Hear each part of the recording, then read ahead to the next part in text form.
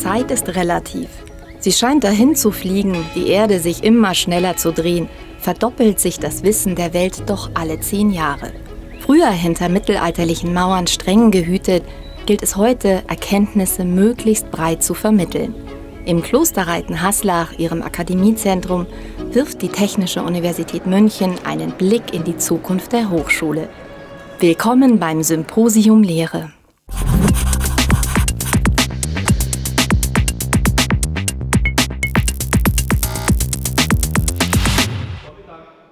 Einmal raus aus dem Alltag heißt es alle 2 Jahre für die Gäste, Lehrende, Expertinnen aus Hochschuldidaktik und Wissenschaftsmanagement sowie VertreterInnen der Studierenden.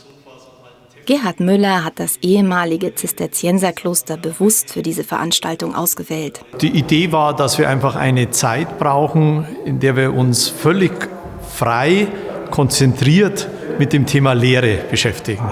Ziel ist, dass wir alle in einen Flow der Diskussion kommen, wo man wirklich auch durch das Gebäude und durch die ganze Umgebung inspiriert ist und frei ist nachzudenken. Gemeinsam nachzudenken und vor allem nicht mehr nur virtuell, sondern sich nach 2 Jahren Pandemie endlich wieder einmal persönlich austauschen zu können. Darüber hat sich auch Claudia Meyering sehr gefreut. Ja, total. Also wirklich, um ganz viele Kollegen, die man dann doch in den Kacheln sieht, einfach jetzt mal wieder live in Farbe zu sehen. Unverzichtbar für die Leiterin des TUM Center for Study and Teaching, gerade auch mit Blick auf die aktuellen Aufgaben der Abteilung. Wir versuchen, die Schools dabei zu unterstützen, dass wir die neuen Lehrformate umsetzen können.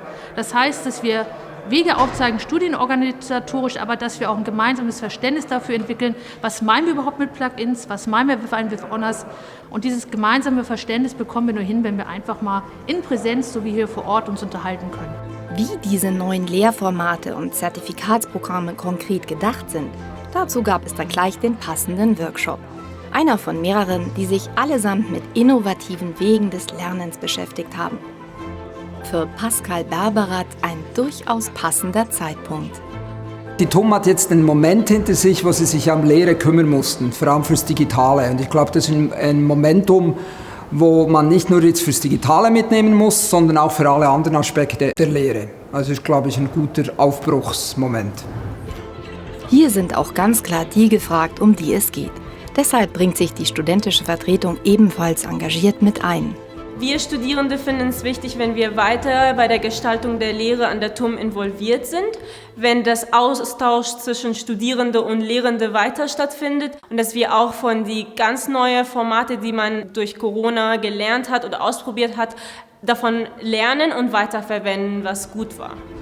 Eine Frage, die sich auch Andreas Fleischmann stellt. Denn mit seinem Team hat er viele dieser neuen digitalen Lehrformate entwickelt. Der Didaktiker nutzt Reiten Haslach, um dazu direktes Feedback zu bekommen.